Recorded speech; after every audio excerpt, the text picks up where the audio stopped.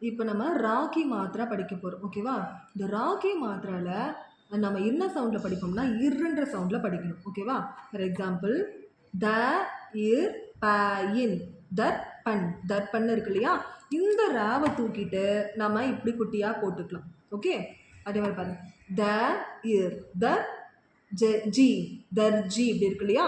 இந்த இருக்கு பதிலாக நம்ம என்ன பண்ணிக்கலாம்னா இந்த மாதிரி மேலே குட்டியாக போட்டுக்கலாம். அப்போ த இர் ஜி தர்ஜி. இது எல்லாமே கிளாக் வைஸ் டைரக்ஷனில் தான் படிக்கணும். ஓகேவா?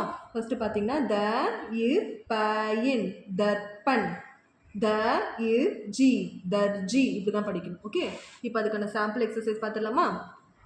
ப இர் த இன் பர்தன்.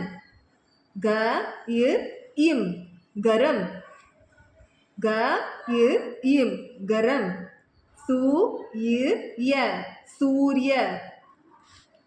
ச இர் இப் சர்ப். கு இர் சி குர்சி. ப இர் இவ் பர்வ். கடைசி லெட்டரில் புள்ளி வச்சு படிச்சுக்க வேண்டியதான். கு இர் சி குர்சி. க இர் இத் கர்த். பா இர் இக் பார்க். ப இர் இஃப் பர்ஃப். ப இர் தா பர்தா. த இர் ம தர்ம.